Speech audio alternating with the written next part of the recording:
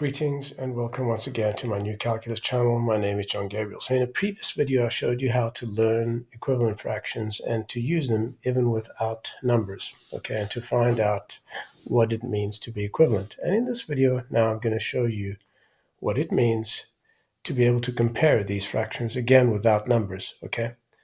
So this is very easy to do because if you take any given fraction, let's say, and represent its antecedent by the red line and its consequent by the blue line in both cases.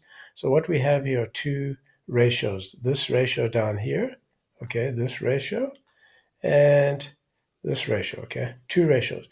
And these lines are just parallel lines to the line that joins the two endpoints, okay? Same there, and same there, okay? So we're going to compare them geometrically.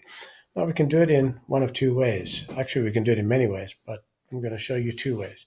So if we want to convert one of the ratios to the other ratio's consequence. So let's say we want to convert this ratio's consequence, okay, the one that I'm pointing to here, to this consequent, then we take this parallel line and we put it over there, like that. And then where it joins here, this little line here is now the new ratio for what this ratio represented previously. And we can say, yes, this ratio here is bigger than this ratio, okay? Because this red line is bigger than this red line. So let's just put it back to where it was, and let's see what's happening there. So what I've just shown you now is that this ratio here is larger than this ratio. Why? Because if I do that, then this little red line here is actually shorter than the total red line, okay? So, and how do we know? Let's see if we show the measures. Let's just do that. Okay, if we show the measures, the measure of this ratio here, 2, 3, is 2/3. And the measure of this ratio is 2/4 or 1/2.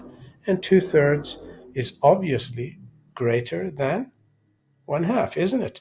Okay, so what would you expect if we moved this line here to make the consequent of this ratio here the same as this one?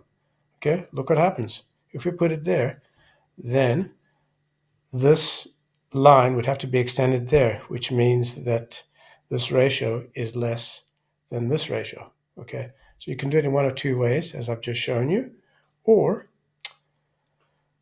you can just convert both of these ratios to another consequent, any other consequent you like. So that's how you can compare. You can compare fractions without even using numbers. Okay, so you don't even have to know anything about number to compare fractions when you're using ratios. And what are these ratios? These ratios are just simply the length of this red line, like that, to the blue line, okay? And similarly here, this red line, oops, that's too long, to the blue line, okay? So those are the ratios. And that's all you do when you compare these ratios. You're doing it geometrically, okay? And if you put the numbers back in again, then you'll find out that half is indeed less than 2/3, okay? So if we go from there to there, we'll see that the purple line intersects the red line there, which means this portion is less than that portion. So obviously this ratio here, the measure of this ratio here, is less than the measure of this ratio. And the same thing would happen if we moved here. We would expect the intersection with the red line to be greater, and it is, because we'd have to extend this red line to there, see, like that. All right. So I hope you found this helpful. What I'll do is I'll place a link to this applet so you can download it and play with it and learn how this whole thing works. My name is John Gabriel. If you're not already a subscriber, become one, and also become a members only so that you can get access to a lot more information. You can do that by clicking join on any of the videos, and it will cost you €4.99 a month. Also, join us on our Discord channel. This is our Discord channel, okay?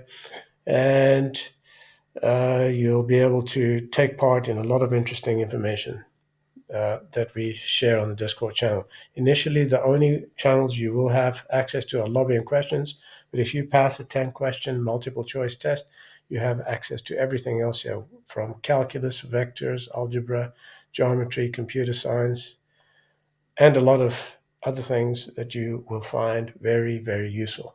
So, I'm John Gabriel. Till next time, this is a new calculus channel. Goodbye.